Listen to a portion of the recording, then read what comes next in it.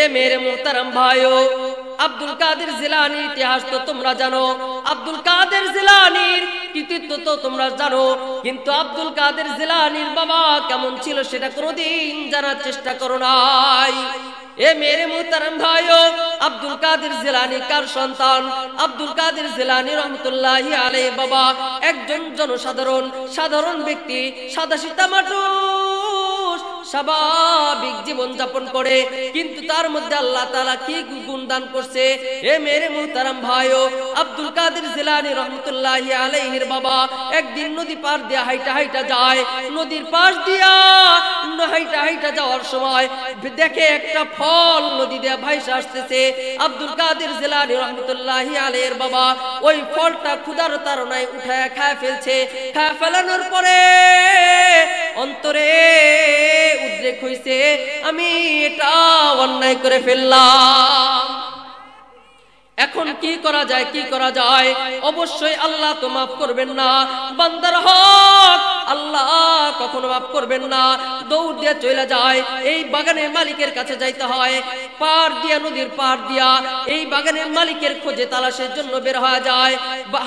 হাঁটি পা কইরা বাগানের কাছে গিয়া যখন দারোয়ানকে জিজ্ঞেস করে, ও ভাই এই বাগানের মালিকের নাম কি? বাগানের মালিক জিজ্ঞেস করে, কেন ভাই? বলে, আমি ভুলে একটা বাগানের ফল আমি খেয়ে ফেলেছি। এবার বাগানের দারোয়ান চিন্তা করে, আমরা প্রতিদিন হাজার হাজার ফল পাচার করে ফেলতেছি না বলে, আর একটা ফল সে ক্ষুধার তাড়নায় খেয়ে ফেলেছে, এটাকে মাপ চাওয়ার জন্য মালিককে তালাশ করতেছে, এটা কোনো সাধারণ ব্যক্তি হতে পারে না। এ মেরে মুহতারাম ভাই, লক্ষ্য করে শুনেন, আব্দুল কাদের জিলানী রহমতুল্লাহি আলাইহির বাবা দৌড় দিয়ে মালিকের কাছে যা বলে, ও মালিক, আপনার বাগানের ফল একটা খেয়ে ফেলছি, আপনি মাফ করে দেন। আপনি যদি না মাফ করেন আমাকে আল্লাহ মাফ করবেন না। এবার চিন্তা করলো, আমার বাগানের ফল তো প্রতিদিন হাজার হাজার মানুষ খেয়ে ফেলে, কিন্তু কেউ তো মাপ চাওয়ার জন্য আসে না। কি ব্যাপার আজকে মাপ চাওয়ার জন্য আসছে, বোঝা যায় লোকটা কোনো সাধারণ লোক না। এবার বলে, আমি তোমাকে মাফ করতে পারি, শর্ত একটা, আমার মেয়েকে তোমাকে বিবাহ করতে হবে। আব্দুল কাদের জিলানী রহমতুল্লাহি আলাইহির বাবা চিন্তা করলেন, যা হোক সমস্যা নাই, কিন্তু আল্লাহর দরবারে আসামির কাঠগড়ায় দাঁড় হতে পারবো না, আল্লাহর দরবারে আসামি হয়ে দাঁড়াইতে চাই না। দুনিয়াতে থাইকা নিষ্পাপ অবস্থায়, গুনাহ মুক্ত অবস্থায় আল্লাহর আদালতে দাঁড় হতে চাই। আব্দুল কাদের জিলানী রহমতুল্লাহি আলাইহির বাবা রাজি হয়ে যায়। এবার শ্বশুর বলে, আচ্ছা তুমি যারা যে হইলা, আমার মেয়ের বিবরণ সম্পর্কে জানো কিনা? বলে, না জানি না। বলে, আমার মেয়ে হলো কানা, চোখে দেখতে পারে না। বলে, তাই নয়, শুধু তাই নয়, আমার মেয়ে হাঁটতে পারে না, আমার মেয়ে কথাও বলতে পারে না।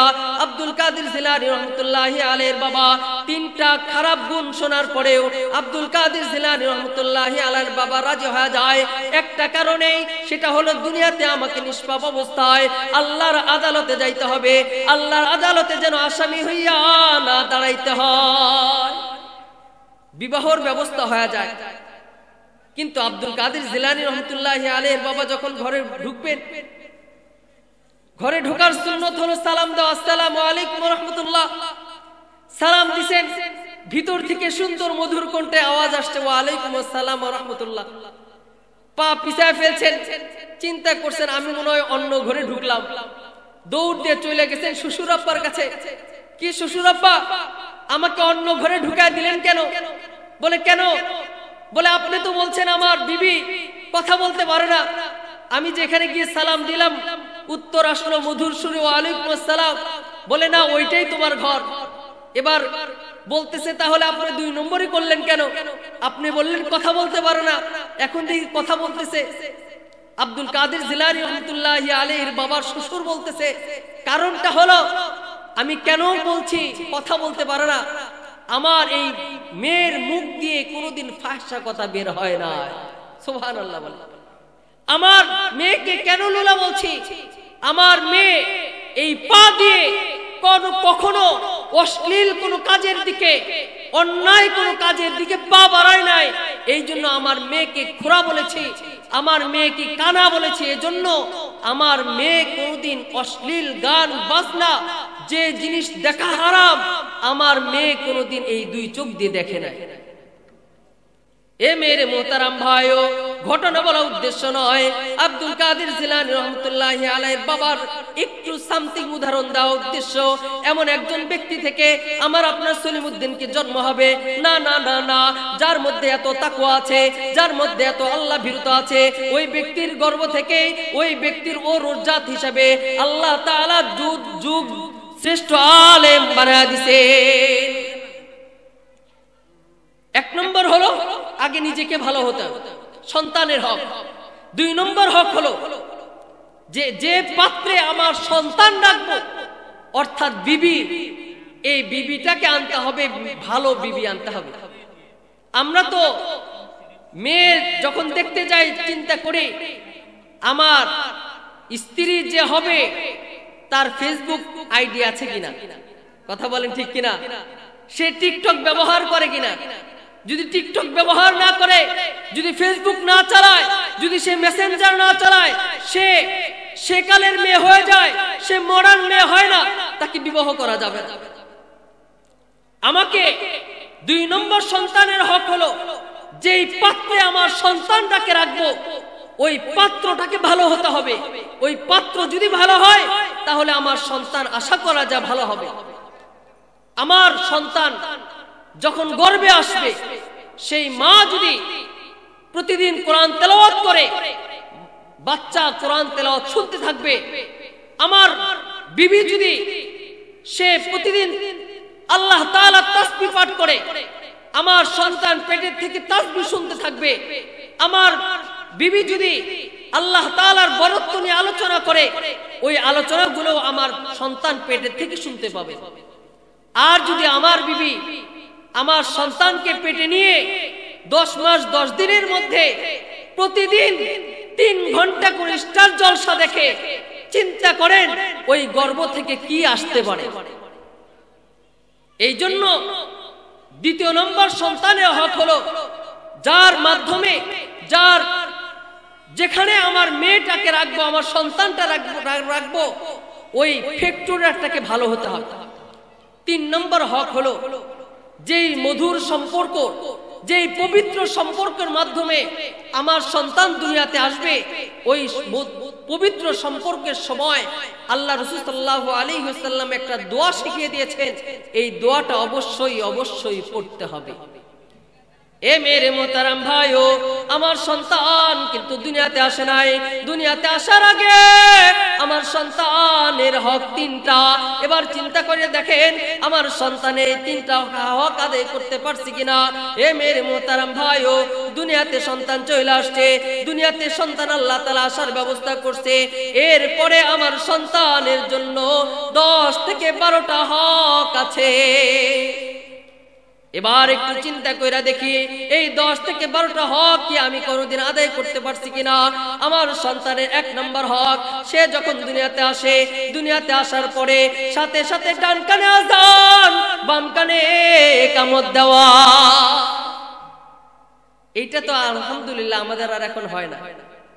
গ্রামে হলে মোটামুটি হয়, কিন্তু আল্লাহর রহমতে সিজার হলে হাসপাতালে হুজুর পাবে কোথায়? আজান হয় না, ইকামত হয় না। এটার পরিবর্তে আমরা সন্তানের হক কিভাবে আদায় করি? সন্তান দুনিয়াতে আসছে, এখনো তার গায়ে রক্ত লেগে আছে, এখনো তার শরীর পরিষ্কার করা হয় নাই। মা, বাবা, ভাই, বোন, আত্মীয় স্বজন সবাই পাগল হয়ে যায় তার একটা সেলফি উঠানোর জন্য। কেন পাগল হয়ে যায়? এই সেলফিটা উঠায় সাথে সাথে ফেসবুকে পোস্ট করবে। এটা হচ্ছে আমাদের কাছে সুন্নত। এটাকেই আমরা মনে করি সন্তানের হক। দেখো আমার সন্তান দুনিয়াতে আসছে, এর জন্য সবাই দোয়া করো। কি বলেন? এটা সন্তানের হক নয়। সন্তানের দুনিয়াতে আসার সর্বপ্রথম হক হলো ডান কানে আযান, বাম কানে ইকামত হবে। এ মেরে মোহতারাম ভাইও, দুনিয়াতে সন্তান আসার পরে আমার দ্বিতীয় নাম্বার হক হলো এই সন্তানকে তাহনিক করা। আমরা তো তাহনিক সম্পর্কে জানি না, তাহনিক সম্পর্কে আমাদের জানাও নাই, তাহনিক সম্পর্কে আমাদের কিছুই জানা নাই। তাহনিক শব্দটাও আমরা অপরিচিত, ঠিক শব্দটাও তো আমরা জানি না। তাহনিক কাকে বলা হয়?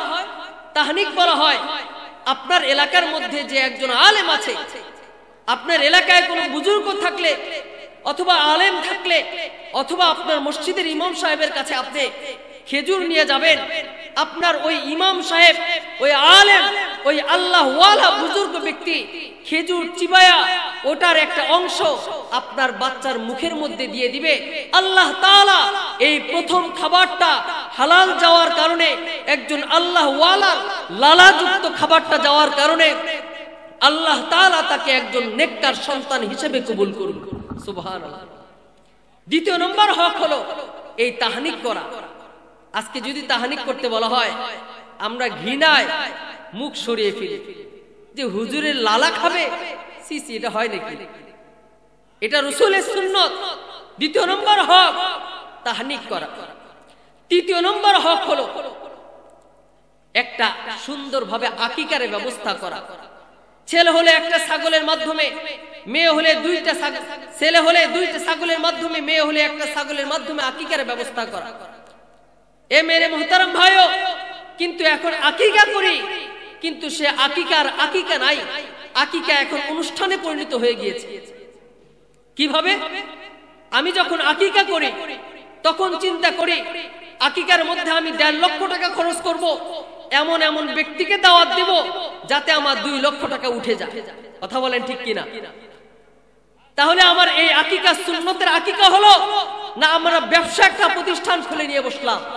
শুধু তাই নয়, আমরা যে রাসূলের সুন্নত ছিল ওলিমা, এই ওলিমাটাকেও আমরা বউ ভাত ব্যবসা নামে রূপান্তরিত করে ফেলেছি। সন্তানের তৃতীয় নম্বর হক হলো আকিকা করতে হবে এবং এই নিয়ত করে করতে হবে কোন ধরনের উপঢৌকন আমি নেব না। এবং যাদেরকে দাওয়াত দিয়ে দেব তাদেরকে বলে দেব, ভাই আমি আকিকা করব, আমার সন্তানের জন্য দোয়া করবেন, কিন্তু আমি কোন ধরনের উপঢৌকন আমি গ্রহণ করতে পারবো না। এ মেরে মোহতারাম ভাইও, সন্তানের 3 নম্বর গুণটা আমি শুনলাম, 3 নম্বর হক আমি জানতে পারলাম। 4 নম্বর হক কি? এই হকগুলো যদি আমি না জানতে পারি, আমি তো সন্তানের হক আদায় করতে পারবো না। আমি যদি সন্তানের হক আদায় না করতে পারি, সন্তান তো আল্লাহ তাআলার সামনে দাঁড়ায় বলবে, রব্বানা আতিহিম দিয়ে ফাইনে মিনাল আযাব, ও গো আল্লাহ, আমার পিতামাতা আমার হক আদায় করে নাই, আমাকে আল্লাহ তাআলা হক আদায় করে নাই, আমার পিতামাতাকে ডবল শাস্তি দান করো। এ মেরে মোহতারাম ভাইও, সন্তানের 4র্থ নম্বর হক হলো এই সন্তানের সুন্দর একটা নাম রাখা। এখন নাম রাখার ক্ষেত্রে দেখেন চমৎকার একটা বুদ্ধি আমরা করি। সন্তান এখন গর্বে মা ঝগড়া বাজায়, মা বলে আমার নাম হচ্ছে জরিনা, এই জন্য আমার যদি মেয়ে হয় তাহলে নামের শুরুতে বরকত হবে, যদি ছেলে হয় তারপরেও নামের শুরুতে বরকত দিয়ে নাম রাখতে হবে। এবার স্বামী বলে না না না না, আমার নাম হচ্ছে সালমান, অতএব দন্তস্ব প্রথম অক্ষর, আমার সন্তান যদি মেয়ে হয় তাহলে তার নামের শুরুতেও আমার দন্তস্ব লাগবে, আর যদি সন্তান যদি ছেলে হয় তাহলে তার শুরুটা নাম দন্তস্ব লাগবে, আমার শুরু অক্ষর নাম দেওয়া হবে। এ মেরে মোহতারাম ভাইও, এবার স্বামী স্ত্রী 2 জন ঝগড়া বাজা দেয়। শুধু তাই নয়, আগের নাম রাখার জন্য ওলামায়ে কেরামের কাছে যাওয়া হইতো, আলেমের কাছে যাওয়া হইতো, একজন আলেম সুন্দর সুন্দর নাম রাইখা দিত। যদি ছেলে হইতো আব্দুল্লাহ নাম রাইখা দিত, যদি ছেলে হইতো আব্দুর রহমান নাম রাইখা দিত, যদি ছেলে হইতো আবু হুরায়রা নাম রাইখা দিত, আর যদি মেয়ে হইতো আয়েশা নাম রাখতো, আর যদি মেয়ে হইতো নাম রাখতো খাদিজা। এই জন্য আর চালাকি কইরা হুজুর কাছে যায় না, হুজুর তো সে কালের নামগুলো রাইখা দেয়, পুরাতন নামগুলো রাইখা দেয়। এই নামগুলো রাখলে আমার ফ্যামিলির মধ্যে মুখ দেখাবো কি করে? এ মেরে মোহতারাম ভাইও, এখন আর ওলামায়ে কেরামের কাছে যায় না, এই জন্য নিজে নিজে নাম রাইখা দেয় টোনা আর টুনি। শীতের দিকের দিনে যদি কুয়াশার মধ্যে যদি সন্তান হয় নাম রাখি কুয়াশা, বৃষ্টির মধ্যে নাম বাচ্চা হলে নাম রাখি বৃষ্টি, বন্যার মধ্যে নাম বাচ্চা হলে নাম রাখি বন্যা, যদি চৈত মাসে বাচ্চা হয় তাহলে নাম রাখে চৈতি। আমার তো মনে হয় যদি অমাবস্যার রাত্রে হয় এই মেয়েটার নাম রাখা দরকার অমাবস্যা। আরেকবার চিন্তা করে দেখেন, যে মেয়ের নাম হবে অমাবস্যা, অন্ধকার, আল্লাহ তাআলাকে তাকে পূর্ণিমার চাঁদের মতো জান্নাতটা দান করবে, বলবে তোর নাম যেহেতু অমাবস্যা, তোকে আখিরাতের ময়দানে আমি তোকে অমাবস্যার মতো ঘন অন্ধকার জাহান্নামে নিক্ষেপ করব। কেন? কারণটা হলো নামেরও একটা তাসির আছে, নামের কারণেও, নামের উসিলাও আল্লাহ তাআলা অনেককে জান্নাত দান করবেন। এই জন্য আমাদের সন্তানদের সুন্দর সুন্দর নাম রাখা দরকার। এরপরে চিন্তা করে, আমরা তো সুন্দর সুন্দর নাম খুঁজেই পাই না। এরপরে আরেকটা হক হলো আমার সন্তানের জন্য সুশিক্ষায় শিক্ষিত করার জন্য ব্যবস্থা করা। সুশিক্ষা কাকে বলে? আমাদের এলাকার মধ্যে যদি একজন ইঞ্জিনিয়ার বাবা থাকে, সে গর্ব করে আমি হচ্ছে এই এলাকার মধ্যে সবচাইতে একজন নামি দামি মানুষ। কারণ কি? কারণটা হলো আমার ছেলে এই এলাকার মধ্যে একজন ইঞ্জিনিয়ার। যদি ডাক্তারের বাবা হয় তাহলে সেও প্রশংসা করে যে আমি এই এলাকার মধ্যে একজন, আমার ছেলে হচ্ছে ডাক্তার। কিন্তু আল্লাহ রাসূল সাল্লাল্লাহু আলাইহি ওয়াসাল্লাম সুশিক্ষিত কাকে বলে? প্রতিষ্ঠিত ব্যক্তি কাকে বলে? আমার ছেলেকে যদি ডাক্তার বানাইতে পারি, চিন্তা করে প্রতিষ্ঠিত বানাইলাম। আমার ছেলেকে যদি ইঞ্জিনিয়ার বানাইতে পারি, চিন্তা করলাম প্রতিষ্ঠিত বানাইলাম। আমার ছেলেকে যদি আমি ব্যারিস্টার বানাইতে পারি, চিন্তা করলাম যে আমি তাকে প্রতিষ্ঠিত করে ফেললাম। কিন্তু আল্লাহ রাসূল সাল্লাল্লাহু আলাইহি ওয়াসাল্লাম কাকে বলেন প্রতিষ্ঠিত? আল্লাহ রাসূল সাল্লাল্লাহু আলাইহি ওয়াসাল্লাম বলেন, খায়রুকুম মান তাআল্লামাল কুরআনা ওয়া আল্লামা। দুনিয়ার মধ্যে সবচাইতে যে ব্যক্তি কোরআন শিক্ষা করে এবং যারা কোরআন শিক্ষা দেয়, এরাই হচ্ছে দুনিয়ার মধ্যে সবচাইতে উৎকৃষ্ট। এ মেরে মোহতারাম ভাইও, তাহলে চিন্তা করেন, যদি আল্লাহ তাআলা আল্লাহ রাসূল জানায়া দিবেন কোরআন যে শিক্ষা দান করে এবং যে ব্যক্তি কোরআন শেখে এরা হচ্ছে দুনিয়ার মধ্যে শ্রেষ্ঠ, তাহলে আমি যদি শ্রেষ্ঠ হইতে চাই, আমি যদি শ্রেষ্ঠ বাবা হইতে চাই, তাহলে আমার ছেলেকে আগে কোরআনের জ্ঞান অর্জন করাইতে হবে। এ মেরে মোহতারাম ভাইও, আমি যদি একজন শিক্ষিত বাবা হইতে চাই, আদর্শবান বাবা হইতে চাই, তাহলে আমার ছেলেকে কোরআনের জ্ঞান দিতে হবে। আমি যদি একজন আদর্শবান বাবা মা হইতে চাই, তাহলে আমার সন্তানকে কোরআনের জ্ঞান দিতে হবে। কিন্তু এটাকে আমরা কোনো গুরুত্বই দিই না। যদি বলা হয় ভাই আপনার ছেলেটাকে মাদ্রাসায় পাঠান, তখন আমরা বলি মাদ্রাসায় গিয়ে কি করবে? মাদ্রাসায় গিয়ে তো জঙ্গি তৈরি হয়, এই মাদ্রাসায় দেওয়া যাবে না। আমি একবার ঢাকায় বাসে উঠেছি, সাথে সাথে 2-3 জন বলছে যে ওস্তাদ দাঁড়ান, আমি নেমে যাব। তো ওস্তাদ বললেন, ড্রাইভার বললেন কেন নামবেন? বলে বাসে জঙ্গি উঠছে, না থাকা যাবে না। চিন্তা করেন, দাড়ি টুপি দেখলেই তাদের গা চুলকানি শুরু হয়ে যায়। এরা দাড়ি টুপি দেখলেই জঙ্গি মনে করে। জিহাদ আর জঙ্গি এক নয়। আপনি আজ পর্যন্ত বিগত প্রায় 16 থেকে 17 বছর ধরে মেহনত চলছে, হাজার হাজার মাদ্রাসাগুলো তল্লাশি করা হয়েছে, একটা 4 আনাদামি বোমাও খুঁজে পায় নাই, একটা 1.5 হাতের নয় 1.5 আঙ্গুলের একটা অস্ত্র খুঁজে পায় নাই। তারা কি খুঁজে পাবে?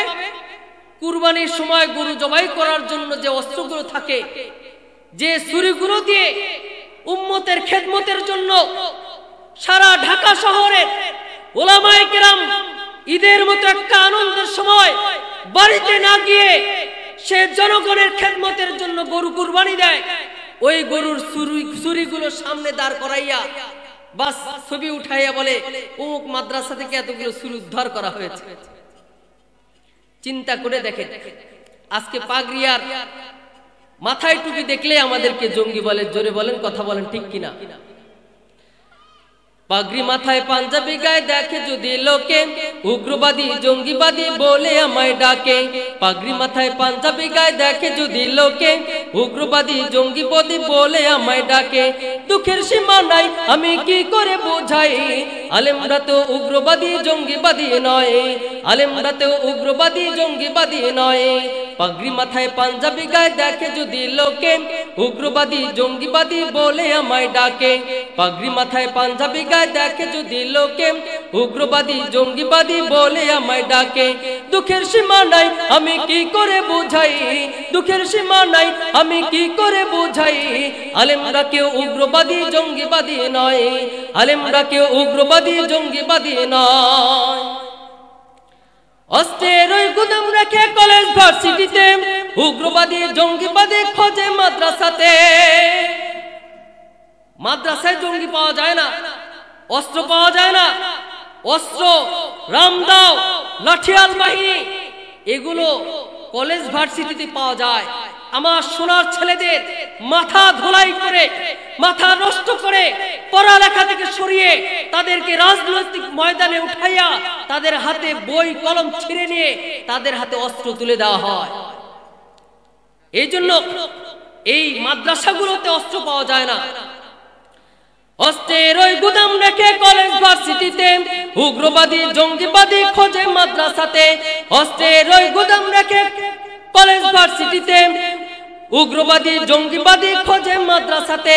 মাদ্রাসাতে খুঁজলে কি আর জঙ্গি পাওয়া যায়, মাদ্রাসাতে খুঁজলে কি আর জঙ্গি পাওয়া যায়, আলেমরা কেউ উগ্রবাদী জঙ্গিবাদী নয়, আলেমরা কেউ উগ্রবাদী জঙ্গিবাদী নয়। পাগড়ি মাথায় পাঞ্জাবি গায়ে দেখে যদি লোকে, উগ্রবাদী জঙ্গিবাদী বলে আমায় ডাকে। পাগড়ি মাথায় পাঞ্জাবি গায়ে দেখে যদি লোকে, উগ্রবাদী জঙ্গিবাদী বলে আমায় ডাকে। দুঃখের সীমা নাই আমি কি করে বোঝাই, দুঃখের সীমা নাই আমি কি করে বোঝাই, আলেমরা কেউ উগ্রবাদী জঙ্গিবাদী নয়, আলেমরা কেউ উগ্রবাদী জঙ্গিবাদী নয়। আলেম আছে বলে টিকে আছে মোদের দেশ, নয়তো খোদা গজব দিয়ে করে দিতেন শেষ। আলেম আছে বলে টিকে আছে মোদের দেশ, নয়তো খোদা গজব দিয়ে করে দিতেন শেষ। আলেমরা নায়েবে নবী কি করে বুঝাই, আলেমরা নায়েবে নবী কি করে বুঝাই, আলেমরা কেউ উগ্রবাদী জঙ্গিবাদী নয়, আলেমরা কেউ উগ্রবাদী জঙ্গিবাদী নয়। এ মেরে মুহতারাম ভাইও, এবার প্রশ্ন করবেন, আপনি যে বললেন আলেম আছে বলেই তো আল্লাহ তাআলা রহমত আসে, আপনাকে উত্তর দেওয়া হয়। এ মেরে মুহতারাম ভাইও, আপনাকে অবশ্যই এর জবাব দেওয়া হবে। আল্লাহ তাআলা সূরা ওয়াকিয়া তেলাওয়াতের মাধ্যমে আল্লাহ তাআলা দুনিয়ার মধ্যে রিজিকের ব্যবস্থা করে। এ মেরে মুহতারাম ভাইও, একটা জিনিস আপনি আমাকে গ্যারান্টি দিতে পারবেন কিনা, এই সমাজের মধ্যে যদি 100 ঘর থাকে, 100 ঘরের মধ্যে কয়টা ঘরে সূরা ওয়াকিয়া তেলাওয়াত হয়? ঘর আপনি দেখাইতে পারবেন না, কিন্তু উলামায়ে কেরাম মাদ্রাসার মধ্যে প্রতিদিন মাগরিবের পরে সূরা ওয়াকিয়া তেলাওয়াতের পরে অন্যান্য পড়া শুরু কইরা দেয়। সূরা ওয়াকিয়া তেলাওয়াতের মাধ্যমে এই মাদ্রাসার তালিবুল ইলমরা আসমান থেকে জমিনের মধ্যে খানার ব্যবস্থা করতেছে, আর আপনি তাদেরকে এক ওয়াক্ত খাওয়ায়া দাপড়ের সাথে বলতেছেন তোদেরকে আমরাই খাওয়াই। নাউজুবিল্লাহ, আমরাই খাবারের ব্যবস্থা করি। অনেকে বলে আমাদের দানে খেয়ে পড়ে আমাদের বিপক্ষে কথা বলো। তাদেরকে একটা কথা সুন্দর করে বলে দিতে চাই, একটা কথা মনে রাখবেন, উলামায়ে কেরাম আপনাদের দানে চলে না। শুধু আপনাদের নয়, সারা দুনিয়ার মানুষ যদি একসাথে বন্ধ করে দেয় যে মাদ্রাসার মধ্যে কোনো যাকাত দেওয়া হবে না, মাদ্রাসার মধ্যে কোনো দান করা হবে না, আল্লাহ তাআলার রহমতে মাদ্রাসাগুলো এর চাইতে ভালো চলবে। তাহলে বলবেন কেন যাকাত নেওয়া হয়, কেন দান নেওয়া হয়? এই জন্য নেওয়া হয় যে আপনাদের মাল, আপনাদের সম্পদ আল্লাহ তাআলা করে করে নিয়েছেন জান্নাতের বিনিময়ে, আর আপনারা যাতে জান্নাতে যাইতে পারেন এই জন্যই আপনাদের কাছ থেকে দানগুলো নেওয়া হয়, তাছাড়া আর কিছু না। মাদ্রাসা তো চালায় আল্লাহ, হ্যাঁ আপনার সহযোগিতা। আমরা অনেক সময় একটা বলি যে উলামায়ে কেরাম যখন মানুষের কাছে দান সদকা নেয়, ময়দানে মাহশরাতে তারা উলামায়ে কেরামকে খুব বকা একটা দিবে, গালি দিবে। কি গালি? গালি দিবে এই বলে যে আমার কাছ থেকে 1000 টাকা নিছিলা, তুমি জোর কইরা তখন 10,000 টাকা নিলা না কেন? যদি 1000 টাকার পরিবর্তে 10,000 টাকা নিতা, আজকে ওই 10,000 টাকার বিনিময়ে 10,000 টাকার সওয়াবে আল্লাহ তাআলা আজকে আমার জান্নাতের ফয়সালা করত। যেমন আমরা যে দোয়াগুলো করি আল্লাহ তাআলা সমস্ত দোয়াগুলো কবুল করেন। কিছু দোয়ার বিনিময়ে আল্লাহ তাআলা দুনিয়াতে দান করেন, আর কিছু দোয়ার বিনিময়ে আল্লাহ তাআলা দুনিয়াতে দান করেন না। দুনিয়াতে যখন আমরা দোয়া করি আল্লাহ তাআলা দোয়ার বিনিময়ে দান করেন না। আমরা আল্লাহ তাআলা জনগণের কাছে বলি আল্লাহ আমার কোনো গুনাহ, আমার কোনো দোয়াই কবুল করেন না। এটা ভুল ধারণা। আল্লাহ তাআলার দরবারে যারাই চায় আল্লাহ তাআলা তার চাওয়া সাথে সাথে উত্তর দিয়ে দেয়। সুবহানাল্লাহ। এখন এই বান্দার যদি উপকার হয় সাথে সাথে দান করেন। আবার কিছু জিনিস আছে আল্লাহ তাআলা কাল কিয়ামতের ময়দানে রাখবেন, ময়দানে মাহশরাতে আল্লাহ তাআলা সেই সওয়াবগুলো দেখাবেন। তখন বান্দা আফসোস করে বলবে আল্লাহ এই দুনিয়ার বুকে যদি কোনো দোয়াই কবুল না হইয়া সমস্ত দোয়াগুলো যদি আখিরাতের জন্য হইতো, এই দোয়াগুলো উসিলায় আমি আজকে জান্নাতে যাইতে পারতাম। সন্তানের হক এইটা যে আমার সন্তানকে আমি সুশিক্ষায় শিক্ষিত করব। আর যদি সুশিক্ষায় শিক্ষিত না করতে পারি তাহলে কাল কিয়ামতের ময়দানে এই বাচ্চা আল্লাহ তাআলার কাছে আবেদন করবে রব্বানা আতিহিম দিফাইনি মিনাল আযাব, আল্লাহ তুমি এর আমার পিতা মাতাকে তুমি দ্বিগুণ শাস্তি দান করো। নাউযুবিল্লাহ। এ মেরে মোহতারাম ভাইও, সন্তানের এরপর 5 নম্বর হক হলো সন্তান যখন বড় হয়ে যায়, সন্তান যখন 7 বছর হয়, সন্তানকে আল্লাহ তাআলার রুবুবিয়ত শিক্ষা দেওয়া, সন্তানকে নামাজের আদেশ দেওয়া। এ মেরে মোহতারাম ভাইও, শীতের দিনে বাচ্চাকে নিয়ে যাইতে মন চায় না। শীতের দিনে বাচ্চা যখন শুয়ে থাকে, আমি তো মাঝে মাঝে নামাজে যাই, আমি তো ফজর নামাজে যাই। যখন ফজর নামাজে যাই তখন বাচ্চাকে সুন্দর কইলা ল্যাপটা মুড়ি দিয়ে আসি। এ মেরে মোহতারাম ভাইও, ইমাম সাহেব যখন জিজ্ঞেস করে আপনার ছেলেটাকে নামাজে আসতে বলেন না কেন, তখন মুস্কি একটা হাসি দিয়া বলে আমার ছেলে তো এখন ছোট আছে, এই জন্য তাকে আনতে পারি না। আমার ছেলে এখন ছোট, যার কারণে সে যদি এখন বের হয় ঠান্ডা লাগবে। যখন ইমাম সাহেব জিজ্ঞেস করে ও ভাই আপনার ছেলের বয়স কত, তখন মুস্কি একটা হাসি মাইরা বলে আমার ছেলের বয়স 25 বছর। 25 বছর বয়স। বাবা বলতেছে এখন নামাজে উঠলে ঠান্ডার মধ্যে ঠান্ডা লাগবে, শীতের মধ্যে উঠু করলে। এ মেরে মোহতারাম ভাইও, এইটা হচ্ছে সন্তানের হক। যখন 7 বছর হয়ে যায় তখন তাকে নামাজের আদেশ দেয়। যখন 10 বছর হয়ে যায় তখন যদি সে নামাজ না পড়ে, তখন যদি সে আল্লাহর হুকুম না মানে, তখন যদি সে নবীর তরিকা না মানে, তখন তার গায়ে প্রহার করা। শুধু তাই নয়, শুধু তাই নয়, রাসূল বলছেন শাসনের জন্য, সন্তান সন্ততির শাসনের জন্য, ছেলে মেয়ের শাসনের জন্য একটা ব্যাট ঝুলিয়ে রাখা সুন্নত। শাসনের জন্য একটা ব্যাট ঝুলিয়ে রাখা সুন্নত। এবার যদি জিজ্ঞেস করি আমার আপনার কয়জনের বাড়িতে ছেলে সন্তানকে শাসনের জন্য ব্যাট ঝুলিয়ে রেখেছে? একজনও পাওয়া যাবে না। আমার ছেলেকে রাত বিরাত কোচিং পাঠাই, তখন ঠান্ডা লাগে না। ফজরের সাথে সাথে কোচিং এ পাঠাই, তখন ঠান্ডা লাগে না। যখন আমার বাচ্চাকে বলা হয় সকালবেলা মুক্তবে পাঠাই, তখন বলে আমার বাচ্চার ঠান্ডা লাগবে। যখন বলা হয় এই বাচ্চাকে আমার মসজিদে পাঠাই, তখন বলা হয় বাচ্চার ঠান্ডা লাগবে। এ মেরে মোহতারাম ভাইও, এই বাচ্চাই তো কাল কিয়ামতের ময়দানে আপনার বিপক্ষে যাবে।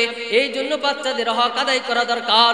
এ মেরে মোহতারাম ভাইও, এই বাচ্চা যখন হাঁটি হাঁটি পা পা করে যখন বড় হয়ে যায়, যখন সে প্রাপ্তবয়স্ক হয়ে যায়, যখন সে বিয়ের বয়স হয়ে যায়, তাকে উল্লেখযোগ্য তার যোগ্য অনুযায়ী তাকে বিবাহর ব্যবস্থা করে দেওয়া, এইটাও কিন্তু হক। এ মেরে মোহতারাম ভাইও, যখন আমার সন্তান স্কুল কলেজে পড়ে তখন বিয়ে দিতে চায় না, তখন বিয়ে দিতে চায় না, তখন বলে আমার ছেলে তো এখনো নিজের পায়ে দাঁড়ায় না। আচ্ছা বলেন তো, এই ছেলে এতদিন কার পায়ে দাঁড়াইলো? এতদিন হাঁটার জন্য চলাফেরা করলো, কার পায়ে চলাফেরা করলো? বাবা বলে আমার ছেলে তো হাঁটা এখনো নিজের পায়ে দাঁড়ায় নাই। এ মেরে মোহতারাম ভাইও, একটু চিন্তা করে দেখেন, আমার আল্লাহ তাআলা একটা কুদরতি জিনিস দান করেছেন, আমাকেও দান করেছেন, আমার সন্তানকে দান করেছেন। যৌবন নামে একটা কুদরতি জিনিস, কুদরতি একটা নিয়ামত দান করেছেন।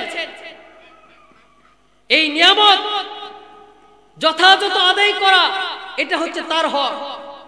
এখন আমার মেয়ে আমার ছেলেকে তো প্রাপ্তবয়স্ক হওয়ার পরে আমি চিন্তা চেতনায় আছি, আমার ছেলে আমার মেয়ে এখনো সে নিজের পায়ে দাঁড়ায় না, তাকে বিবাহ শাদী দেব কি?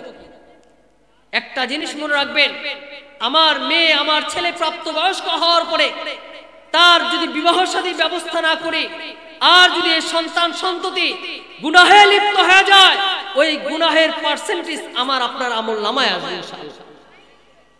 এই জন্য সন্তানের হক হলো, আমার যখন বাচ্চা প্রাপ্তবয়স্ক হবে তার উপযুক্ত স্থানে তাকে সুপর্দ করা, এটা হলো আমার বাচ্চার হক। এই হকগুলো আমরা মেনে চলার জন্য চেষ্টা করব ইনশাআল্লাহ।